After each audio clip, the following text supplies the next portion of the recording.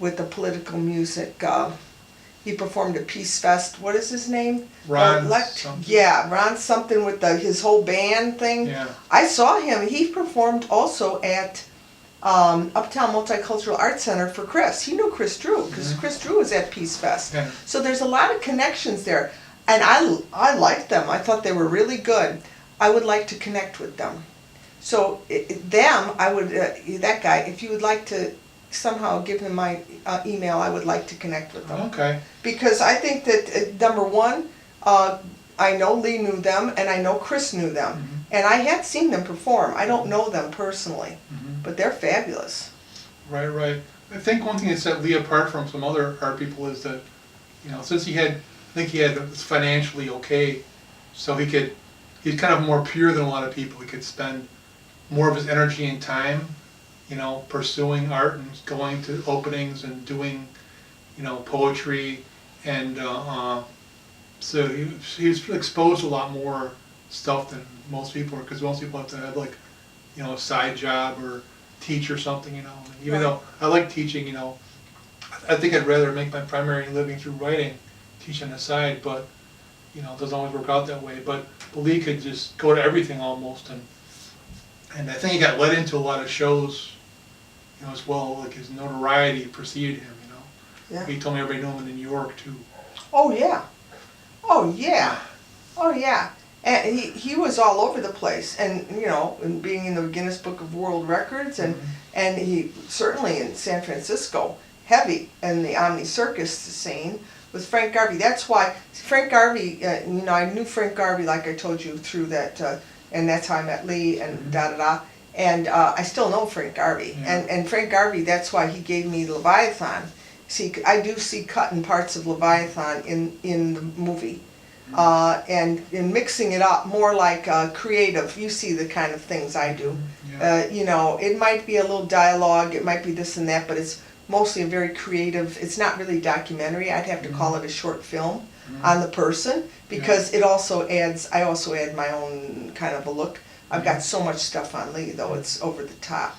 Yeah, another person who used Lee was Dan Miles. I don't know Dan Miles. And he moved away. I think he might be in Thailand. But Dan Miles, he had these great things called Love Chaos.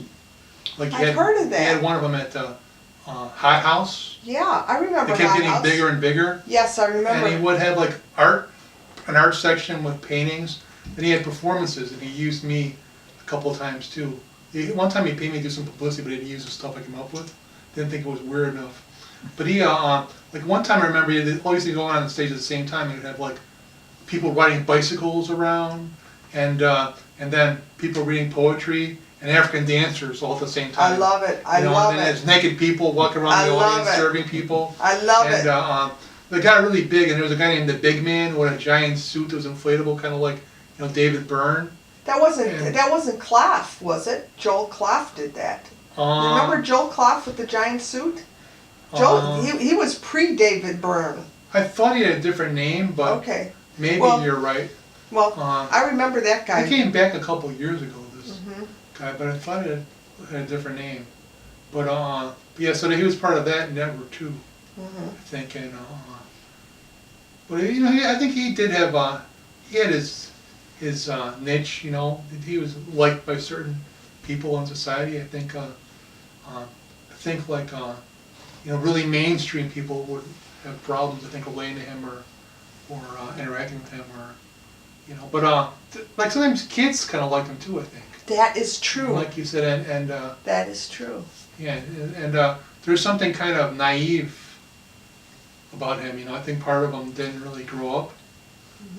Maybe there's some common ground with really young people. Plus, I'm sure they were bewildered and interested in his appearance. And that is so interesting, because when you're talking about people being afraid of, at ARC Gallery, when the mask and he was there, they were running all around him, and they even came up to him and tapped them, and they didn't know him, but they were engaged. They loved it that they were wearing a mask that had his face on it, and they could play.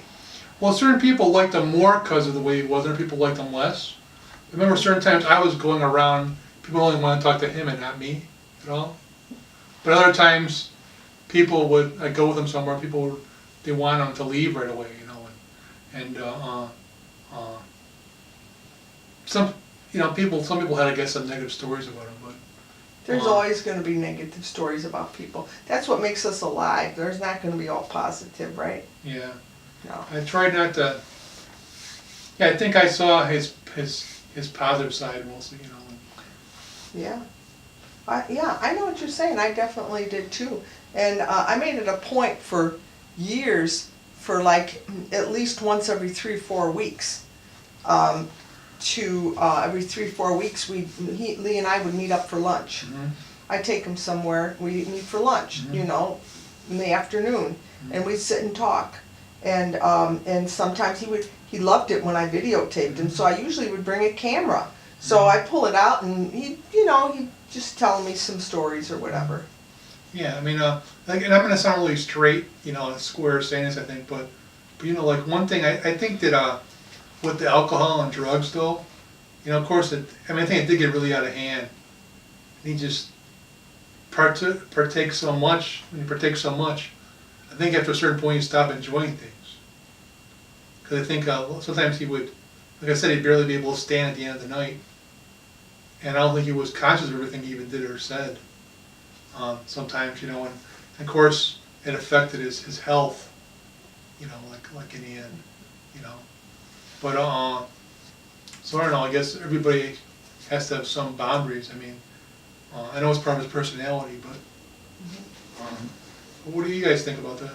Oh, well, I was going to ask you something about, did you remember any of the stories he told from the Rainbow Fest? Or did you ever go to the Rainbow Fest? I never went. I had other people.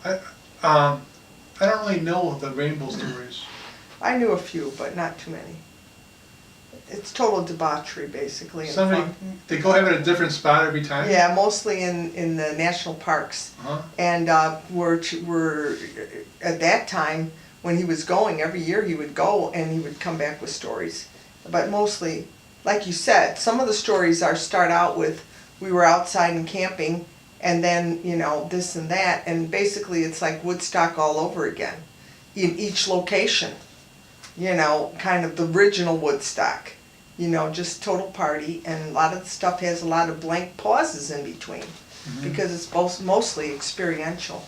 Do most of the people go there, the younger generation? Or? All ages, that's what the weird part was. They were everything from people bringing little kids to people who were quite experienced. Well, I remember the Peace Fest was kind of weird because there'd be like people there'd be a lot of people in their 20s and then their 60s. That's right. The older hippies and then the young hedonists. But you know, one thing though that I don't know if it bothered me, but like I mean, I think pot should be legalized and everything, but like for some people, it seems like it's their primary concern is to legalize pot. There's more important issues, I think. You know, like maybe tuitions being cut, or you know, like the Patriot Act, you know, restricted freedom of speech and other things, and they look at which books you read now, and you look at what you go on to read online. And I just don't think. I mean, I just think drugs. I think marijuana should be legalized, at least, you know, at least marijuana. But to me, it's not like the most important, you know, issue. And for some people in Lee's milieu, that's it. That's the biggest injustice in the planet. Well, he came out for NORML years ago. He would be out supporting, of course, and he went to Vancouver, and you know, he was a forerunner in that area because that's, you know, what he believed. But it's sort of interesting thing about issues. To me, all the issues seem the same. It's all about freedom. Doesn't matter where you're coming from. Once you start stopping one thing, you stop the next thing. You know you can't do that. Yes, now you can't do that. We're going to regulate this. Now we're going to regulate that. You know, people have to be able to make their own choices. Mm-hmm. And I think that's what freedom is supposed to be about. And I think that there's any issue that comes up, you know how it's like the wave. The big issue comes up and everybody's focused on it. It's just like the news. That's all you hear about is this thing that happened, you know, and then that thing's gone. And then the next thing comes. So basically, the issues, a lot of heavy issues come back again and again. And we think they're resolved, but they're never resolved because the base of it is not resolved. Mm-hmm. The base of it is, what is the basis of freedom? What is freedom? That's a question you have to ask yourself. You know, and not just in the United States. What is personal freedom as opposed to imposed freedom? That said, oh yeah, you're free, you can say that. Then as soon as you say something, they say no. Here's an example, the guy from the University of Chicago, you saw that.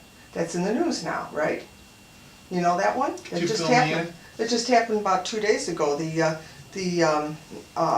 guy who is in, help me with it if you remember it, he is the head of the student, he's like the head of the student union. I don't know if that's his, he's like the big head of the president of the student area. He's a student.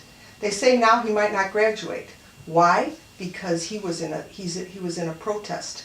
And it was and he had got entry into the school and let other people in to do a sit down. And now they think they're kind of threatening him, and they had him on the news and they said, you know, what's this about? And he says, they talk about freedom of speech, but then when you try to use it, this is what happens. There's a Christian school. This is what happens when you try to use it. Right. Okay? That's what the basis is. There's a Christian school where a woman, she was into a persuasive speech. She did one about why marijuana should be legalized, and they suspended her.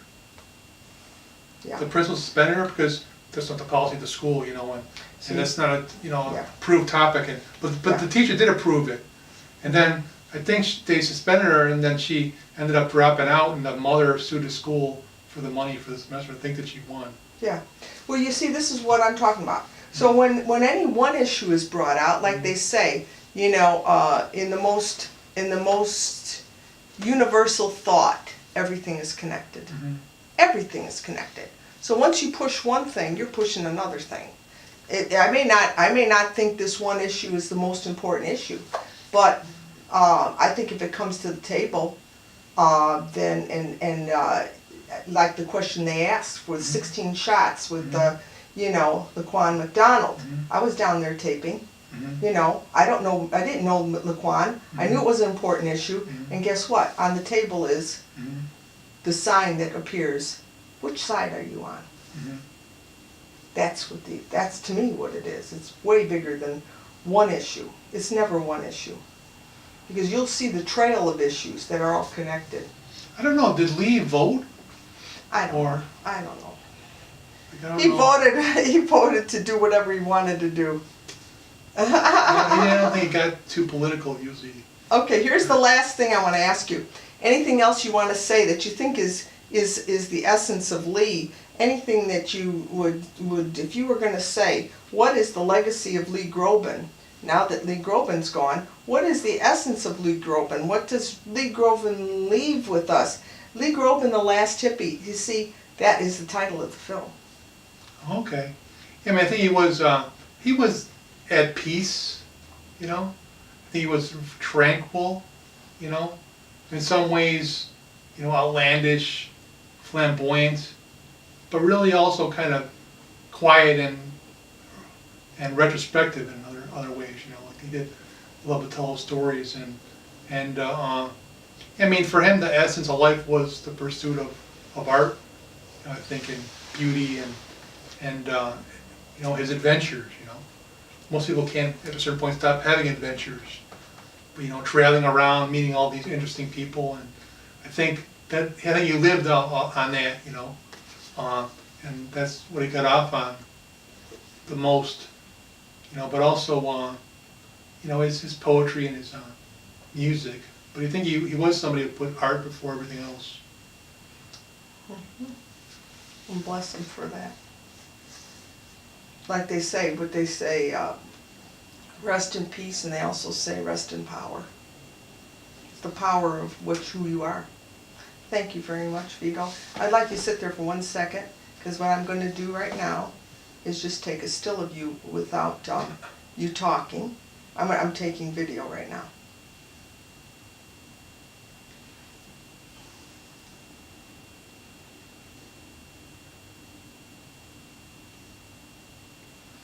Okay, then I want to take one picture of you, and know the favorite picture of you when I've been videotaping you, and you put your arm